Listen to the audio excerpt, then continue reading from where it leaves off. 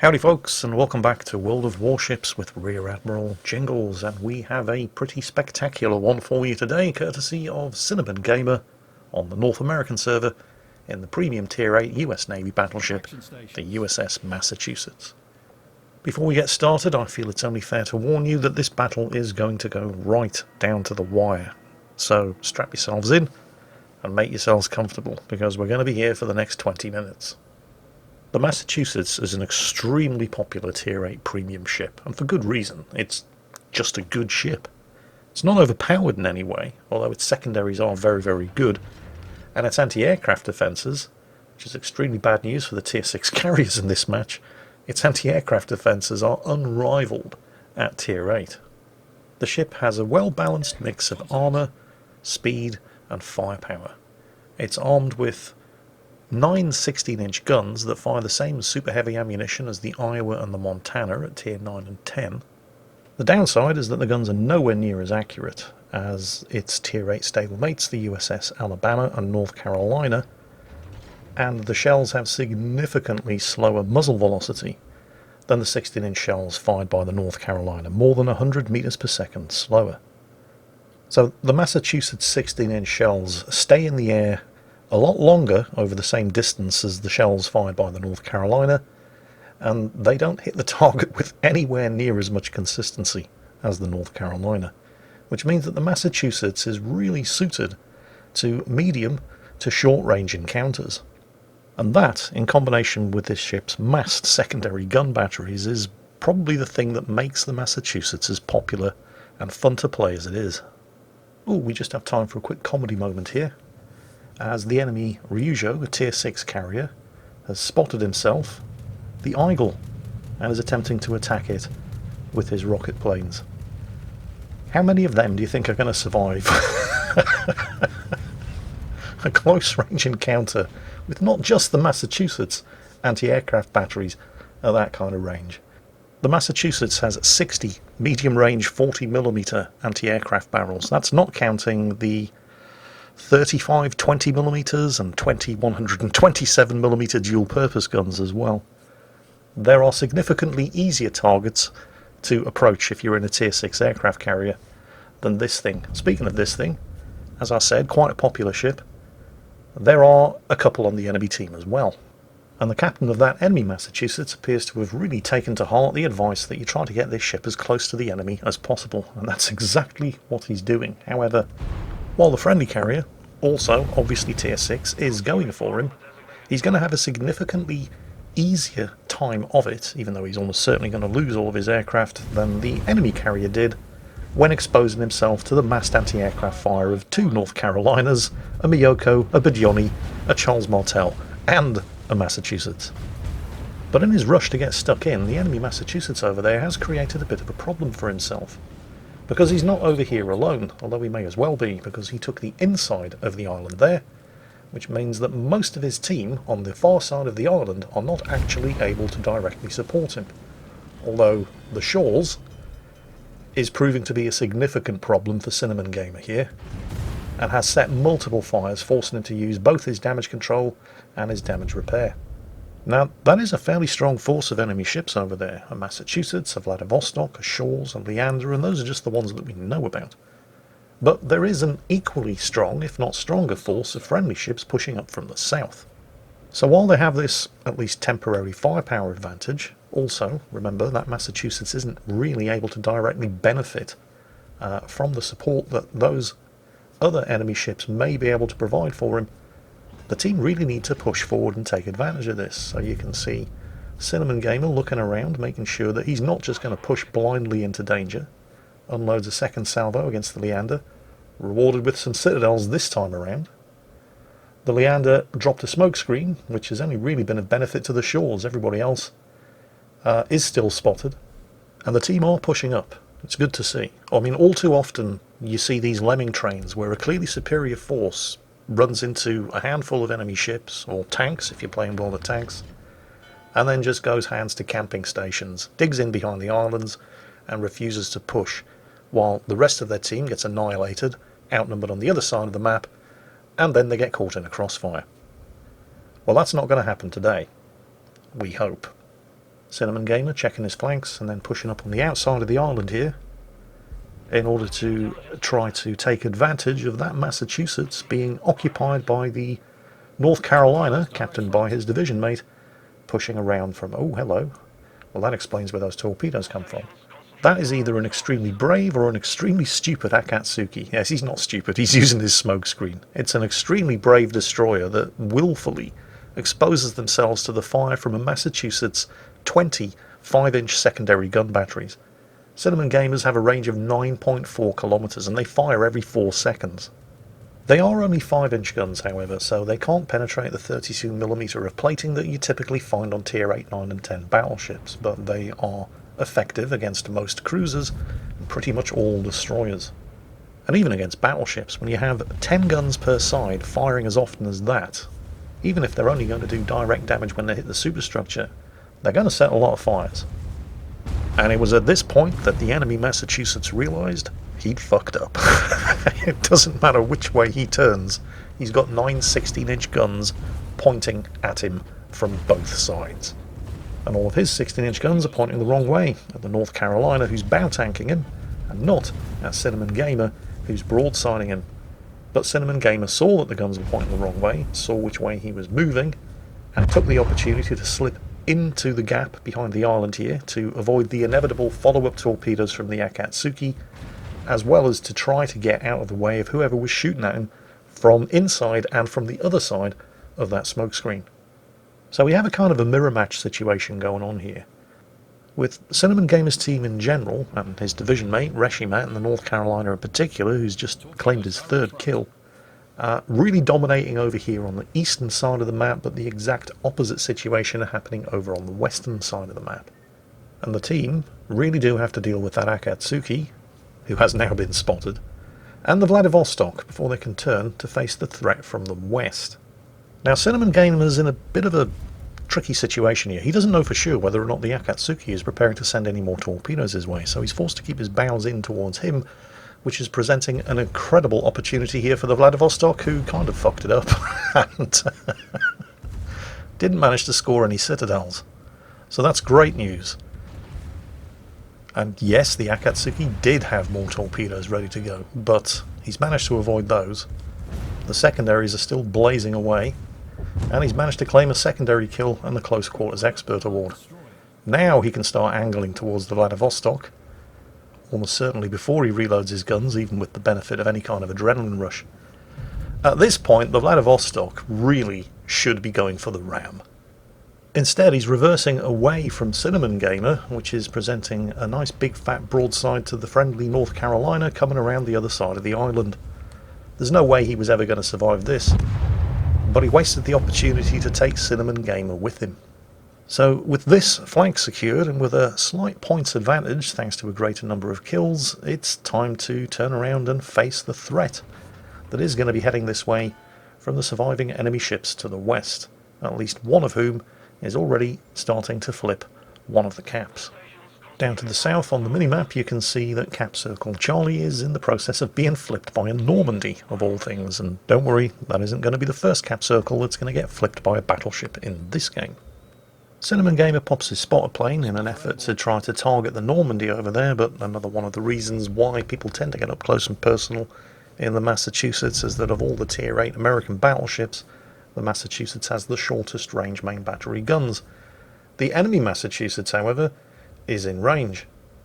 But the initial opening salvo fails to connect. Not really surprising, the Massachusetts guns aren't particularly accurate at the normal maximum range, and this is 20% further with the spotter aircraft than the normal maximum range. He is now close enough to the Normandy to get some shots out with the rear turret, although his chances of hitting him are equally slim, but the Normandy has been hit several times by other members of the team, continuously resetting his capture progress. A much juicier target is the Pensacola, who very unwisely fired his guns, gave his position away in open water, while broadside on to the Massachusetts at a much more manageable range of around 14 kilometers. But while Cinnamon Gamer is busy farming citadels on the Pensacola, he in return is getting farmed by an extremely rare example of an Italian cruiser captain who actually seems to understand how to get the most benefit out of the Italian Navy's unique full-speed smokescreen consumable. Up ahead there's a smoke screen concealing an Amalfi, the Italian Tier 8 heavy cruiser. Now, the Italian cruiser smoke screens don't last very long, usually around 40 to 45 seconds, but while they're up, the ship is able to continue moving at full speed and staying concealed within the smoke screen. But what, at least in my experience so far, tends to happen is that those Italian cruiser captains seem to forget about their smoke firing penalty, and they get revealed the second they fire their guns because they're just too close to the enemy, completely negating any advantage that the smoke screen might have given them. But the Amalfi over there has timed it absolutely perfectly. His smoke screen lasted almost the entire distance of the gap between those two islands. He did get spotted at the last second, but Cinnamon Gamer wasn't able to get the turrets turned around in time to take advantage of it. So the Amalfi was able to not only farm large amounts of semi-armor piercing damage against his superstructure, but was also instrumental in forcing that Eagle over there to smoke up inside the cap circle here, thanks to his spotter aircraft, which has now been shot down, of course, because there's a Massachusetts here. But it was the Amalfi's catapult aircraft that spotted the Eagle there and initially forced him to smoke up. So the Ryujo is a kind of day late and a dollar short, especially since there's now a Massachusetts here, and Tier 6 carriers don't enjoy air domination for very long when there's a Massachusetts in shooting range. The Amalfi's spotted again. Looks like the Eagle's smoke screen is starting to run out. But do you really want to be chasing a lone heavy cruiser all the way up to the northwestern end of the map, which is going to drag you away from the battle, particularly when there's a Nelson armed with 16-inch guns down to the south that you're currently giving broadside to? No. You want to finish capping, which he is about to do, and then you want to get the ship and the guns turned around to face the Nelson, because he is the bigger threat. I mean, yes, this is going to involve giving broadside to the Amalfi, and that's probably going to hurt. But it's probably going to hurt a lot less than giving broadside to a Nelson's 9 16-inch guns. Although not quite as much as that Ryujo is going to be hurting if he insists on continuing to throw his aircraft against Tier 8 battleships. What other choice does the Ryujo have, Jingles? Well, it doesn't have many other choices, but throwing your aircraft against Tier 8 American battleships is usually the wrong one. There's a Miyoko spotted and being shot at by the enemy Massachusetts and Normandy down to the south. And the Japanese cruisers aren't exactly well known for their anti-aircraft firepower.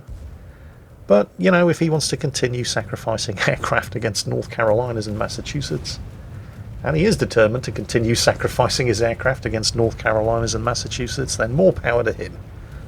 I'm sure that Resh Matt in the North Carolina and Cinnamon Gamer in the Massachusetts are certainly not going to object. Although that North Carolina is in actually quite a lot of trouble now. Smoke screen up ahead, and I'm pretty sure that wasn't laid by the Nelsons, so now we know where the Anshan is, and of course the Amalfi over on the starboard beam is focusing his fire on the crippled North Carolina, which means that Cinnamon Gamer is now in the lead and likely to start receiving the undivided attention of everybody who up until now was shooting at the North Carolina, except no, the Eagle has been spotted. I think the Anshan at least is shooting at him. The Nelson trying to back off. The Amalfi will now be switching fire. Torpedo bombers coming in, but oh fuck me, look at that.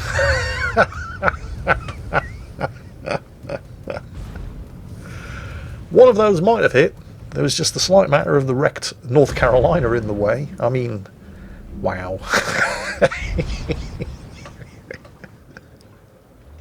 So, yet another gross miscalculation from the enemy carrier saves Cinnamon Gamer's bacon, but that's just about the only good news that we have, because there are now only 3 of them left.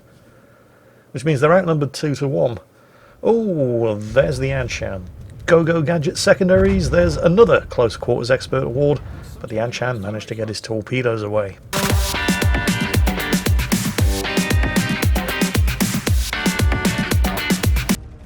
Don't look at me like that, it's in my contract. I have to play the torpedo beats in situations like that. The Nelson is of course doomed. I'm not sure Cinnamon Gamer realises it because he's putting shots through the superstructure, which in combination with the secondaries is getting the job done. But as a Tier 7 battleship, the Nelson only has 27mm of bow plating and 16-inch guns will overmatch that, so it's not outside the scope of possibility for the Massachusetts to be able to citadel a Nelson from the front. Not that it really matters, the Nelson's dead, that's his third kill. He's now clear to slip into Alpha and start claiming it for his team. At the moment, the team only actually control one of the capture points. The enemy have flipped Charlie, they're in the process of flipping Delta, although they do keep getting reset. And that Amalfi is likely to continue to be a serious pain in the arse. Or is he? Now that he's been spotted, he's unlikely to just blithely sail around a corner right in front of the Massachusetts 16-inch guns. But he has been spotted heading for Bravo, the only remaining cap circle that's fully under the control of Cinnamon Gamer's team. And we know the Ryujo was nearby, in that direction, although he's probably long since been making Billy Big Steps as far away from Cinnamon Gamer as he possibly can. Cinnamon Gamer is about to finish capturing Alpha, and if the Amalfi continues doing what it looks like he's doing, rushing into Bravo to flip it and consolidate his team's lead, Cinnamon Gamer might have the opportunity to give him the broadside paddling of a lifetime and score some points back for it. Oh no, that was way too much lead. Plus the Amalfi started turning and slowing. Yeah, that missed by a country mile. Okay, that was unfortunate, but who's the Amalfi shooting at? It's difficult to say. It could be the friendly carrier who's been pursued and running north away from the enemy Normandy. It could be the friendly North Carolina who's in a close combat brawl with the surviving enemy Massachusetts and being attacked by the Ryujo's torpedo bombers. Somebody's targeting Cinnamon Gamer. Don't know who it is, but it's definitely not that Amalfi. He's still shooting at someone else. And then we have a bit of a bad news, good news situation. The good news is that he did hit the Amalfi and reset his capture progress, but they were only over penetrations, minimal damage. The bad news is that the North Carolina and the Massachusetts just rammed each other. I'm not entirely sure which of them initiated that, but that was an even trade as far as the points are concerned.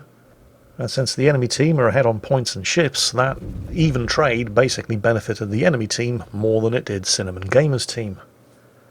That Amalfi almost certainly doesn't have any smokescreen consumables left, because if he had them, he would definitely be using them now. Unfortunately, Cinnamon Gamer is just not really able to push his firepower advantage here. He keeps scoring hits, he's managed to get the Confederate award, he keeps resetting the Amalfi's capture progress, but the Amalfi keeps shooting back at him, even though it, in common with most Italian cruisers, has a pretty slow reload. He's still stacking the damage up, and Cinnamon Gamer just can't seem to score the hits that matter here. Can he finish him off with the rear turret? He's chased him out of the cap. Yes, he got him. Unfortunately, the carrier is dead. He is now the last ship left alive on his team. He does hold 3 of the caps to the enemy's 1, but the enemy team are nearly 200 points ahead. There are less than 2 minutes of this game remaining, and 2 minutes or less is not enough to convert a 200-point lead with a 2-cap advantage. He must find and kill at least 1 remaining enemy ship. And even then, in the time remaining, there is no guarantee that it's going to be enough.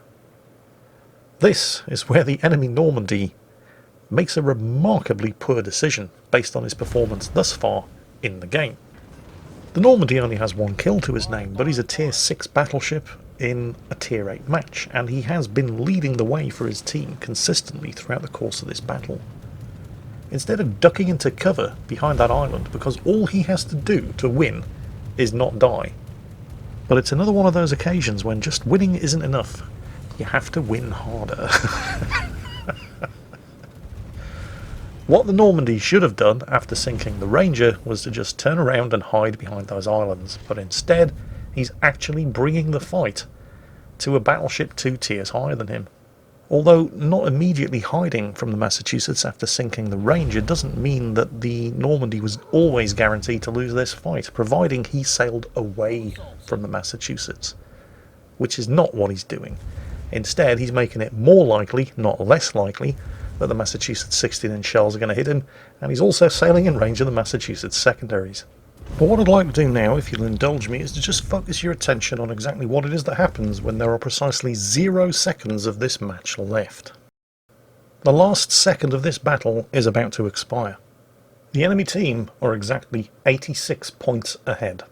Cinnamon Gamer's final salvo is in the air and only scores 1 hit, and it's only an overpenetration, but it's enough to give the Normandy the bitch slapping he so righteously deserved.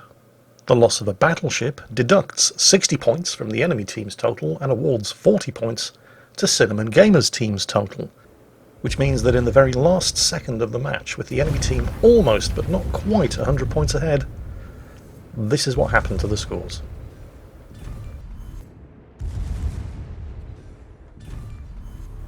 All of which is a fairly long-winded but hopefully entertaining way of saying that if you were to go to the Urban Dictionary and look up the phrase "snatching defeat from the jaws of victory," if by this time tomorrow there isn't just a link to this YouTube video, I'm going to feel vaguely cheated.